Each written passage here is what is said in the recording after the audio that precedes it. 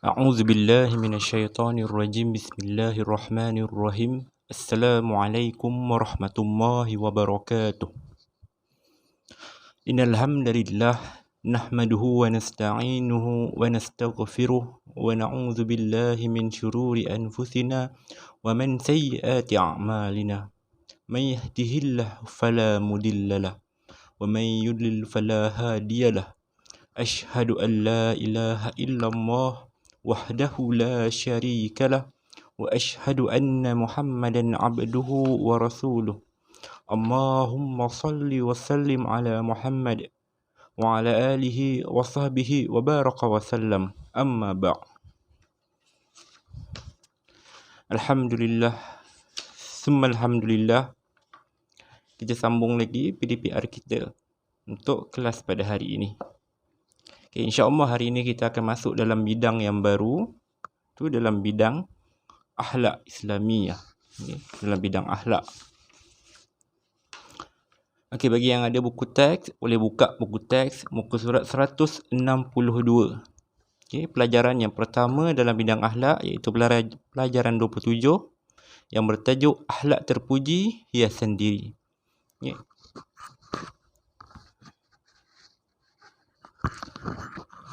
Okey, insya-Allah kita mula. Akhlak. Akhlak ni merupakan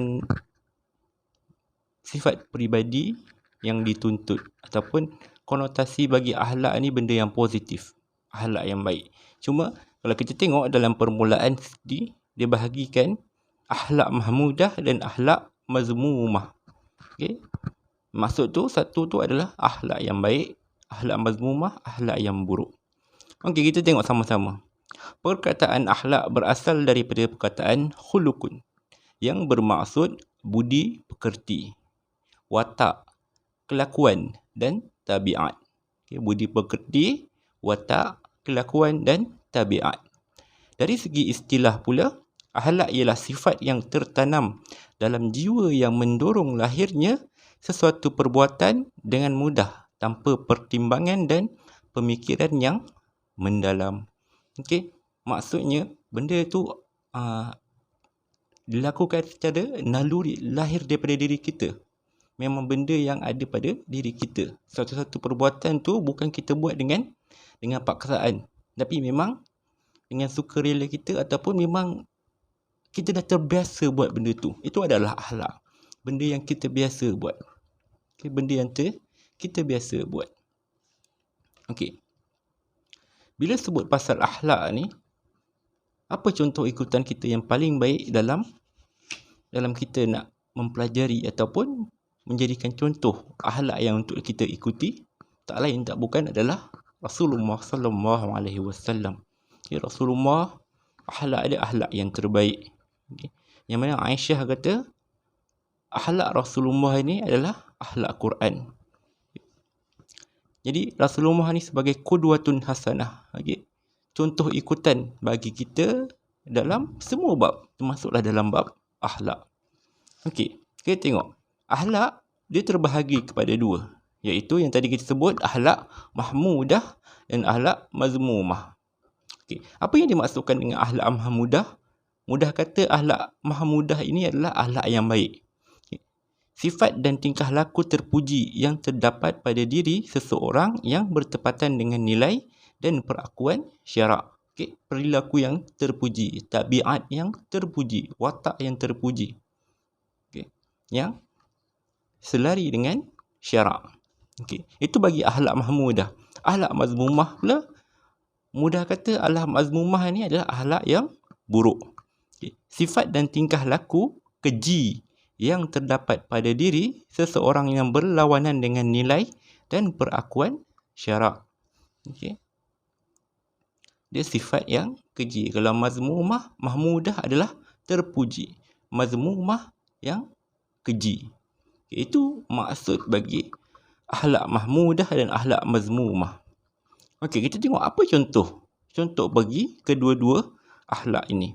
Okey, bagi akhlak mahmudah, dalam akhlak kepada Allah Subhanahu wa taala, seseorang yang berakhlak dengan akhlak mahmudah ni dia sentiasa bersyukur dalam setiap nikmat yang dia dapat sabar, reda, tawakal, zikir dan qanaah. Okey. Sentiasa melakukan perkara yang baik. Okey. Itu bagi akhlak mahmudah. Bagi akhlak mazmumah, apa pula contoh dia? Riak. Okay. Riak, perasaan riak yang lahir daripada diri kita tanpa kita paksa. Riak ni benda yang tak paksa lah, benda yang datang sebab benda tu ada dalam diri kita. Okay. Riak, putus asa, sangka buruk dan lalai. Ini perkara benda-benda yang buruk yang biasanya lahir daripada sifat seseorang. Okay. Macam mana pula contoh dengan akhlak dengan manusia? Akhlak sama manusia bagi akhlak mahmudah, tawaduk, menghormati orang lain, pengasih dan pemurah. Okay, ini berkaitan hubungan kita dengan manusia. Kat sini dia bahagikan dua contoh. Hablum minallah, hubungan dengan Allah. Hablum minan nas, hubungan dengan manusia. Okay. Seseorang yang berakhlak dengan akhlak mahmudah, dia sentiasa tawaduk, menghormati orang lain, pengasih dan pemurah. Ini sifat-sifat yang lahir daripada diri kita dalam kita berinteraksi dengan manusia. Bagaimana dengan akhlak mazmumah? Akhlak mazmumah, contoh dia sombong, memandang hina terhadap orang lain, kasar, memfitnah, khianat dan bakhil. Okey, kalaulah kita tengok contoh-contoh yang diberikan ni, semua ni berkaitan dengan sifat seseorang. Semua ni sifat seseorang. Kita boleh tengok contoh-contoh sifat-sifat ni ada di sekeliling kita, bahkan ada kat diri kita sendiri. Bahkan ada kat diri kita sendiri. Kita nilai, adakah sifat yang ada pada diri kita tu sifat yang mahmudah ataupun yang mazmumah. Okey, itu adalah yang dimaksudkan dengan akhlak mahmudah dengan akhlak mazmumah. Okey, apa kelebihan seseorang itu berakhlak? Kita tengok di situ.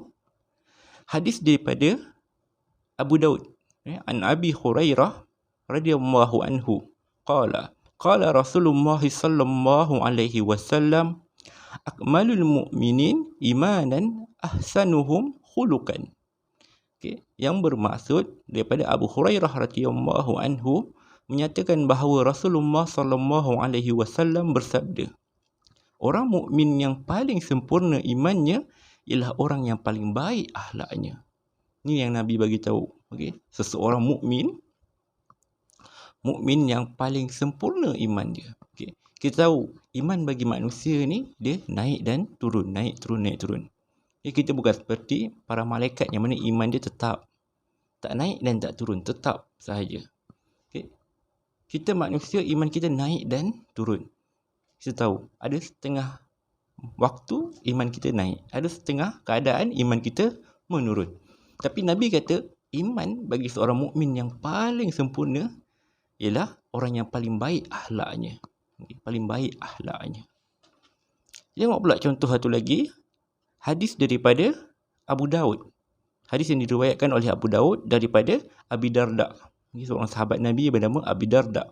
Ani Nabi sallallahu alaihi wasallam qala, "Ma min syai'in asqalu fil mizan min husnil khuluq." Yang bermaksud daripada Abu Darda radhiyallahu anhu meriwayatkan bahawa Rasulullah sallallahu alaihi wasallam bersabda, tidak ada sesuatu yang lebih berat dalam timbangan di akhirat daripada keelokan akhlak. Ini Nabi bagi tahu. Di akhirat kelak kita tahu kita akan berada di mahkamah pengadilan Allah, yang mana kita akan ditimbang amalan baik dan amalan buruk kita.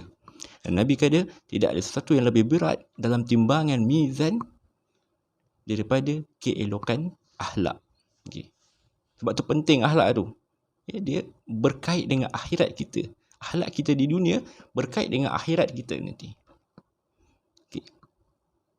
Dan satu lagi hadis yang diriwayatkan oleh Jabir radhiyallahu anhu, inna min ahabbikum ilayya wa aqrabikum minni majlisan yaumal qiyamah ahasinakum al-akhlaqa. Okay, hadis yang diriwayatkan oleh At-Tirmizi. Yang bermaksud sesungguhnya orang yang paling aku cintai dalam kalangan kamu dan paling dekat kedudukannya denganku pada hari akhirat ialah orang yang paling baik akhlaknya. Ini yang Nabi sampaikan. Okay. Nabi kata orang yang paling baik akhlaknya, orang yang paling Nabi cinta. Okay. Siapa contoh mudah? Orang yang paling Nabi cinta, Abu Bakar. Abu Bakar orang yang paling baik akhlaknya selepas daripada Nabi. Sebab tu Abu Bakar ni Nabi cintai dia sebagai seorang sahabat. Okey, itu adalah kelebihan ataupun kepentingan akhlak. Okey, akhlak ni penting bagi manusia. Kita ingat, akhlak ni bukan hanya penting dalam hidup kita di dunia, tapi juga di akhirat. Ia berkaitan dunia dan akhirat. Okay? Kalau selama ni kita ingat, akhirat ni lebih kepada ibadah, akidah. Tapi akhlak juga termasuk dalam perkara yang berkait dengan akhirat. Walaupun akhlak ni urusan kita di dunia. Urusan kita dengan Allah, urusan kita dengan manusia. Okey. Okay, kita tengok sebelah. Tujuan untuk kita memelihara akhlak. Apa tujuan kita nak kena pelihara akhlak kita ni? Sampai Nabi tekankan tentang akhlak ni. Nabi sangat tekankan tentang akhlak ni. Jadi apa tujuan sebenarnya untuk kita pelihara akhlak kita ni? Okey, kita tengok. Tujuan memelihara akhlak. Yang pertama, mendapat kasih sayang Allah dan sentiasa diberkati. Orang yang baik akhlaknya ni, Allah cintai dia. Dan hidup ni sentiasa diberkati. Malah bukan Allah, Nabi pun cintai orang yang paling baik akhlaknya. Itu yang pertama. Yang kedua, membentuk hubungan yang baik antara hamba dengan Allah. Hablum minallah. Bila mana kita beribadah, kita tidak ada perasaan riak, tak ada perasaan sombong, tak ada perasaan takabur. Bila mana kita beribadah, maka kita jaga hubungan kita dengan Allah Subhanahu Wa Taala. Benda tu penting. Sebab sifat-sifat tadi tu, sifat-sifat yang mazmumah, yang buruk tadi tu, lahir daripada akhlak seseorang. Yang ketiga, sentiasa berada dalam pemeliharaan Allah Subhanahu Wa Taala. Ini orang yang berakhlak dengan akhlak yang baik, dia ni seseorang yang sentiasa berada dalam peliharaan Allah. Allah sentiasa jaga dia. Walau apa pun jadi, Allah sentiasa akan jaga dia. Sebab dia berakhlak dengan akhlak yang baik. Yang seterusnya, yang keempat, mendapat syafaat dan rahmat Allah Subhanahu Wa Taala pada hari akhirat. Kenapa penting syafaat Allah ni? Sebab tak ada syafaat yang mampu untuk bantu kita di hari akhirat selain daripada syafaat Allah.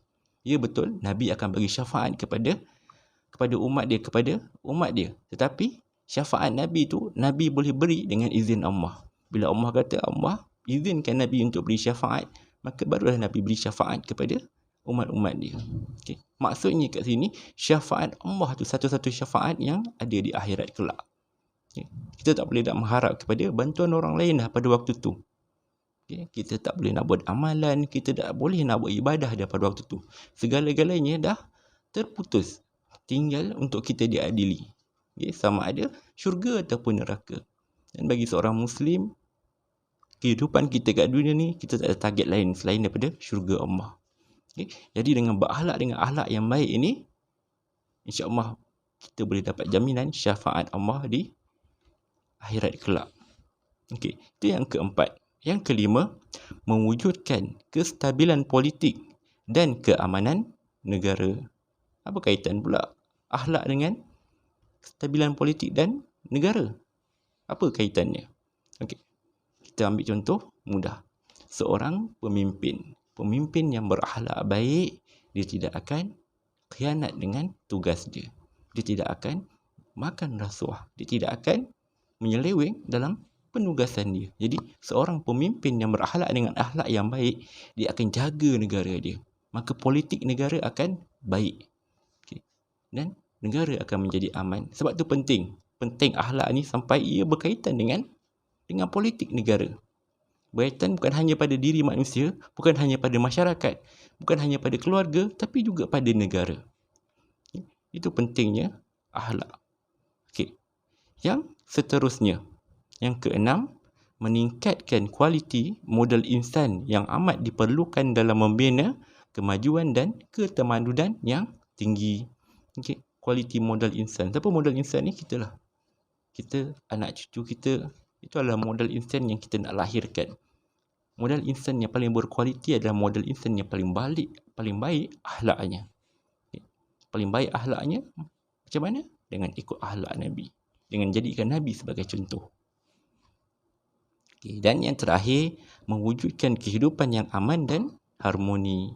Ini hakikat yang kita kena terima. Satu keluarga yang akhlak keluarga itu sentiasa terjaga, satu individu yang akhlak dia sentiasa dia jaga, dia tidak melakukan akhlak-akhlak yang buruk, maka kehidupan dia akan aman dan harmoni. Itu adalah tujuan kenapa kita perlu untuk memelihara akhlak. Penting, sangat-sangat penting akhlak ni. Saya kata ia berkait dengan kehidupan kita di dunia dan juga kehidupan kita di akhirat. Ia berkait dengan diri kita, ia berkait dengan keluarga kita, ia berkait dengan masyarakat kita, ia juga berkait dengan negara kita. Pentingnya akhlak dalam diri seseorang. Walaupun akhlak ni dia bersifat peribadi. Milik seseorang. Tapi kaitan dia dengan masyarakat, dengan negara, ia melibatkan semua orang. Itu pentingnya akhlak. Okey. Apa implikasi jika seseorang itu tidak memelihara akhlaknya? Kalau di sini dia bagi contoh surat seorang ayah kepada anaknya.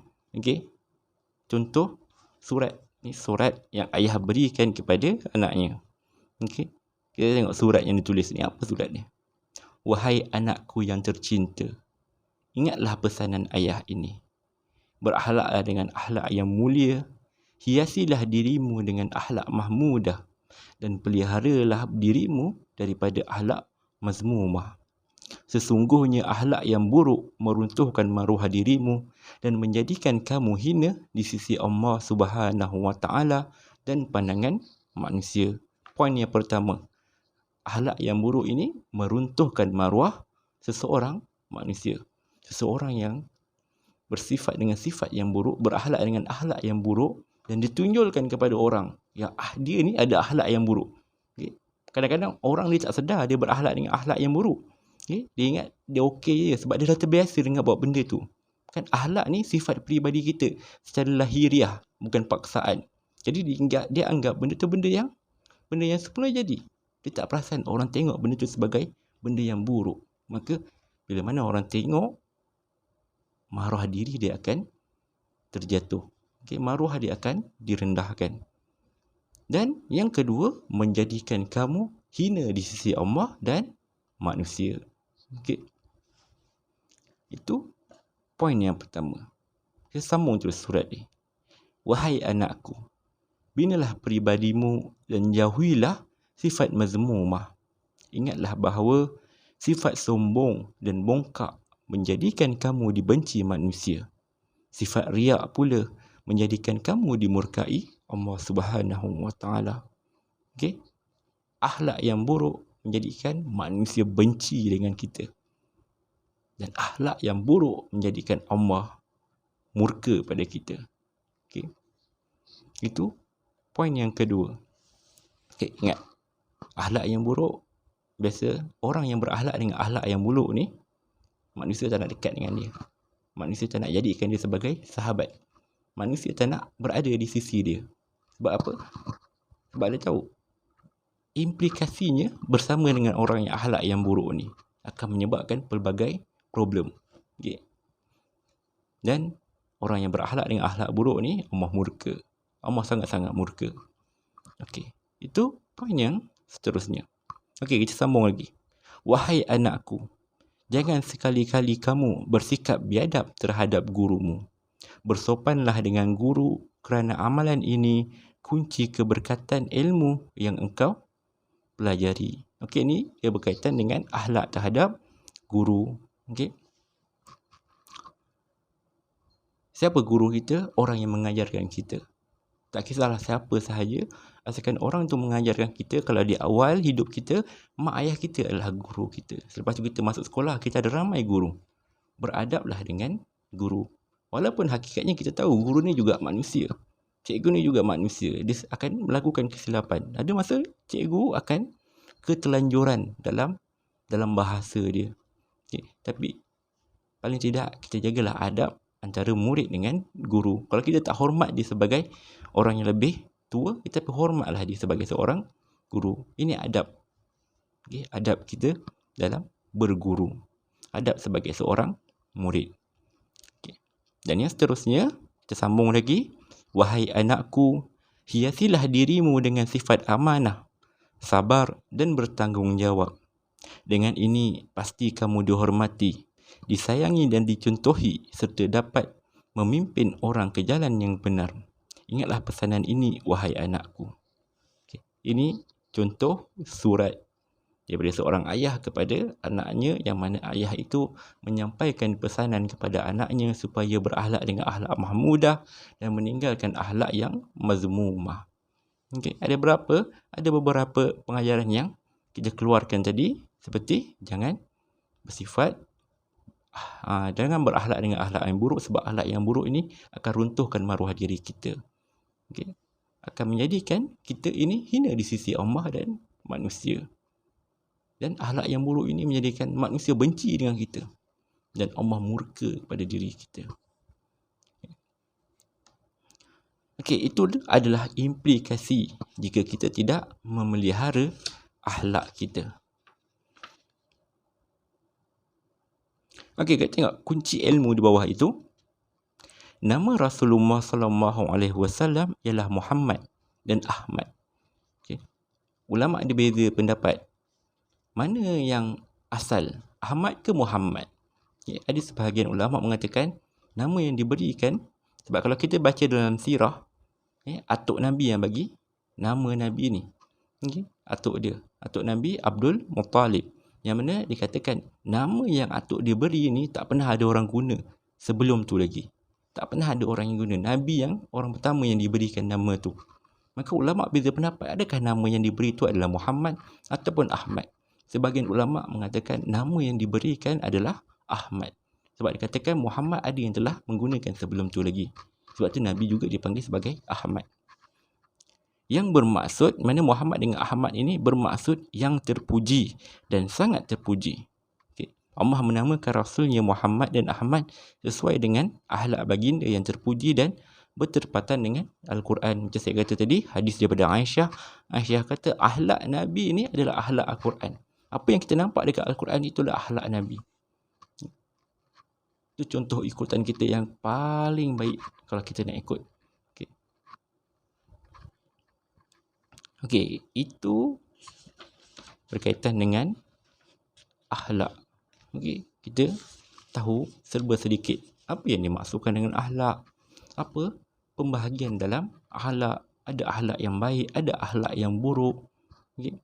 Kelebihan-kelebihan seseorang yang berakhlak dan kenapa kita kena berakhlak. Okey, kalau buka pada muka surat 163, kat situ ada cetusan minda. Okey, satu lagi hadis yang mana Anas bin Malik. Okey, Anas bin Malik ni seorang sahabat Nabi, sahabat yang muda. Okey, waktu Nabi sampai di Madinah umur dia 10 tahun. Mak dia Ummu Sulaim hantar Anas ni kepada Nabi dan mak dia kata, "Dah, Anas ni jadikanlah sebagai pembantumu." Jadi Anas ni selama 10 tahun di Madinah dia berkhidmat untuk Nabi. Jadi dia dekat dengan Nabi. Dia tahu tentang peribadi Nabi. Okay. Anas bin Malik radhiyallahu anhu berkata, Aku berkhidmat dengan Nabi SAW selama 10 tahun.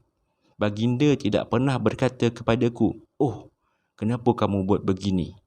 Dan tidak pernah berkata, "Kenapa kamu tidak buat begini?" Ini sifat Nabi. Hadis riwayat Muslim. Anas kata sepanjang 10 tahun Anas berkhidmat untuk Nabi, Anas tak pernah dengar Nabi ni pertikaikan apa yang Anas buat. Dia tak kata, Nabi tak pernah kata, "Oh, kenapa buat macam ni? Oh, kenapa tak buat macam ni?" Tak, Anas tak pernah dengar. Okay. Itu akhlak seorang Nabi. Okay. Kita mungkinlah nak capai taraf Nabi memang tak boleh lah. Tapi setidak-tidaknya kita jadikan dia sebagai contoh ikutan. Okay. Dalam kehidupan kita. Okey, insya-Allah itu sahajalah untuk tajuk hari ini, tajuk yang pendek. Okey, sekadar permulaan tentang akhlak. Jadi kita kena tahu kenapa pentingnya akhlak ni. Dan kita kena tahu siapa yang kita nak jadikan ikutan dalam berakhlak. Okey. Itu sahaja untuk pembelajaran kita pada hari ini. Selepas tonton video ni, kamu boleh komen nama kamu di ruangan komen sebagai kehadiran. Sebagai kehadiran. Okey. Nanti saya akan usulkan seterusnya untuk kamu punya tugasan. Dan kemungkinan saya tak pasti sama ada kamu di bulan 7 ni ada tak exam untuk kamu, sebab tingkatan 2, 3, 4 dan 5 ada ujian pertengahan tahun bulan 7 ni. Cuma kadang-kadang form 1 tak ada exam, cuma saya tak pasti. Oh ya, ada, memang ada. Okey, ada. Ustazah Rusidah dah buat soalan. Okey. Jadi nanti saya akan bagi tahu apa yang berkaitan. Okey. Jika ada sebarang soalan, bolehlah tanya pada saya secara personal. InsyaAllah saya akan bantu mana yang boleh. Okey, kita jumpa lagi di kelas yang akan datang. Aku li qauli hadza wa astaghfirullahal azim li wa lakum. Wassalamualaikum warahmatullahi wabarakatuh.